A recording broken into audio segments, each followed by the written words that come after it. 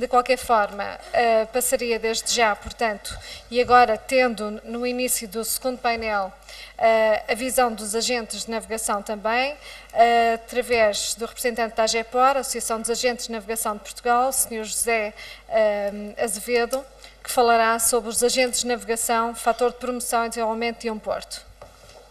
Então, muito bom dia a todos. Em mais um dia do Porto de Aveiro, este ano com o lema Porto de Aveiro, Estratégia e Futuro, foi a AGEPOR, finalmente uma associação verdadeiramente representativa a nível nacional dos agentes de navegação, convidada a participar neste colóquio. Desde já agradecemos à administração do Porto de Aveiro o convite e, sucintamente, procuraremos abordar a perspectiva dos agentes de navegação e contribuir para que o plano estratégico para o Porto de Aveiro, hoje apresentado, tenha condições para navegar. Tradicionalmente, sempre foi o agente de navegação um fator de divulgação dos portos, das suas características e capacidades. Na verdade, sendo de facto o primeiro elo de ligação entre os armadores e afrutadores e as autoridades portuárias, bem como entre as outras entidades que desenvolvem atividade no âmbito dos portos, sendo um elemento que não deve ser ignorado na relação entre carregador e ou recebedor e o navio.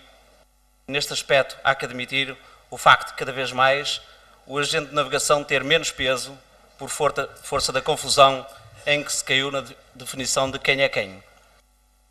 Sendo, desde há muito, um dos setores que mais tem participado em todos os projetos de informatização e simplificação de procedimentos nos portos, infelizmente praticamente só projetos até hoje, sendo ainda a AGEPOR a entidade responsável pela coordenação da APTCDM-TMCD, Agência Portuguesa para o Transporte Marítimo de Curta Distância, fica claro o papel e a intervenção determinante dos agentes de navegação na divulgação dos portos e do transporte marítimo, sem os quais julgamos não ser possível o seu desenvolvimento, melhoria e crescimento.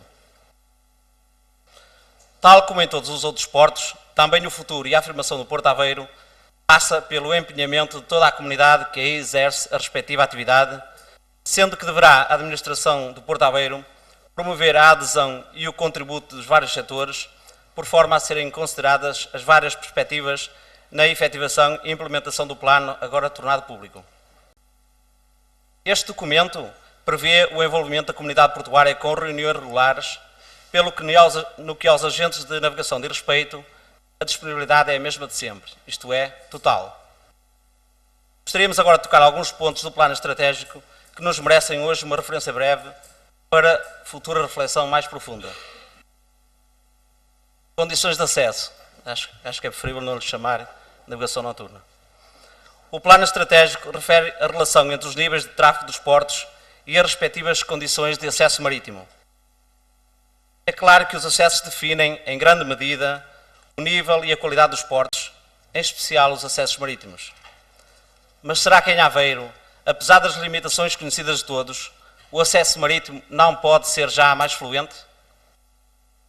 Alguns ajustamentos operacionais e alguma flexibilidade relativa às marcações de serviços e reboques podem, na nossa opinião, significar desde já ganhos de até 12 horas em determinadas escalas.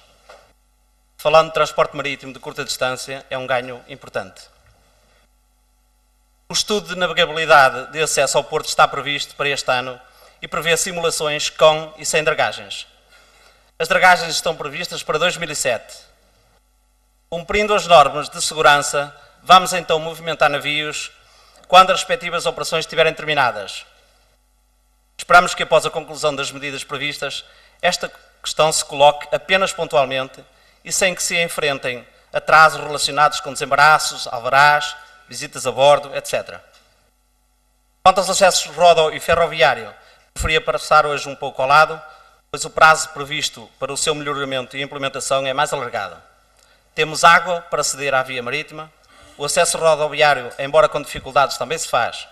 Já quanto ao comboio, sem carris até ao cais, nada feito. Ordenamento territorial. É a nossa perspectiva que a pressão urbanística tem estado ao seu nível, isto é, a exercer pressão. Esperamos que ela se faça sentir na zona de concretização do projeto da Marina da Barra, mas que seja contida nas zonas adjacentes a todas as outras estruturas portuárias em que se movimentam cargas. Passagem a Landlord Port. Esta é matéria para enfrentarmos com otimismo, mas também com reserva por parte dos agentes de navegação. O projeto Terminal Sul tem sido um sucesso, julgamos, mas importa realçar o facto de até hoje não ter existido a tentação de interferência do atual concessionário no processo de agenciamento de navios. Isto parece ser um sinal de que os agentes de navegação também são, para o concessionário, um fator de divulgação daquela estrutura e uma forma de atração de navios e de cargas. Julgamos ser este o procedimento adequado e fazemos votos para que o concurso para a concessão dos terminais de carga seca da Zona Norte do Porto venha a considerar nos seus objetivos a manutenção do espaço de intervenção dos agentes de navegação. A Autoridade da Concorrência, cuja atividade e sagacidade está ao rubro, vai com certeza estar atenta. Elaboração do Regulamento de Exploração. A identificação por parte dos estrategas da necessidade de elaboração deste regulamento significa que é evidente o peso do regulamento de desenrasca na atual relação das entidades portuárias com os utentes e os prestadores de serviços. Alteremos então este estado de coisas o quanto antes. Bem precisamos de ordem na casa. Quanto à reorganização dos serviços de coordenação e controlo de movimento portuário de navios.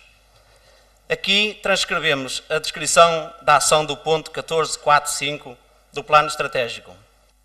Unificação, sob o mesmo comando hierárquico, da operação náutica e do controle de navegação, designadamente as ações de pilotagem, reboque, acostagem e desacostagem, amarração e desamarração, bem como dos aspectos relacionados com a segurança, proteção ambiental e a gestão do VTS.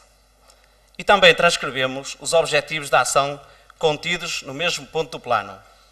Evitar ineficiências e contratempos na movimentação portuária de navios decorrentes das perspectivas de aumento de tráfego. Fim de citação. Mas onde é que todos nós ouvimos já falar disto? Figura do Harbour Master? Diz-vos algo? Será mesmo para avançar? Desculpem, só agora que reparei que o prazo de implementação é de 2009. Por certo, é mais um ponto para o programa do novo Governo. Clarificação do quadro de mão de obra portuário. E garanto-vos que não combinei, nem combinámos nada com o Sr. Engenheiro Vinagre. Para esta clarificação, o plano prevê um prazo de 4 anos. Percebemos tratar-se de matéria sensível. Entendemos que são ainda de referir os conhecidos condicionalismos associados à rigidez do quadro legal nacional de intervenção de mão de obra portuária e o consequente impacto negativo sobre a competitividade dos portos nacionais. Fim de citação do ponto 4.4 do Plano Estratégico. Atingir os objetivos da ação é de facto importante e urgente. No entanto, os recentes sinais vindos do Parlamento Europeu parecem irradiar suores frios provocados pelo receio de tomadas de posição firmes por parte dos órgãos com poder legislativo no que diz respeito à regulamentação do trabalho portuário em todos os países, que tenha como objetivo evitar ainda mais disparidades e concorrência desleal entre portos de países diferentes e mesmo dentro do mesmo país. Já será de louvar que, entre muros, o governo português tome medidas a todo vapor. Finalmente, referir a questão de simplificação e informatização dos procedimentos administrativos e aduaneiros. Queiram as entidades presentes fazer a justiça de reconhecer terem até hoje sido os agentes de navegação, em Aveiro isso é indesmentível, o setor que mais contribuiu e investiu em equipamentos e pessoal para que se simplifiquem os procedimentos.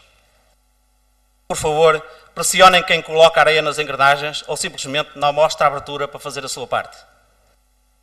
Não é possível avançar se não fizerem todos força no mesmo sentido. Não se carregam ou descarregam navios na sua totalidade se houver escotilhas que não se abrem. Julgamos ter dado um contributo necessariamente resumido para a discussão de hoje. Por alguma razão, a ação e elaboração da Carta de Qualidade do Porto Aveiro aponta para um horizonte temporal de 5 anos a partir de 2010. O Porto só terá qualidade se os objetivos referidos forem atingidos. Quanto à promoção conjunta do Porto Aveiro, ponto 14.6.6, constituindo o último ponto do plano, foi exatamente o tópico para a visão dos agentes de navegação. Os agentes de navegação dizem: não nos deixem de fora, pois temos provado ser um erro ignorar-nos. E apelam a todos os outros agentes do desenvolvimento do plano estratégico referidos no ponto 13. Juntem-se a nós na promoção e desenvolvimento dos portos e do Porto de Aveiro em particular. Nós já o fazemos todos os dias, around the clock. Muito obrigado.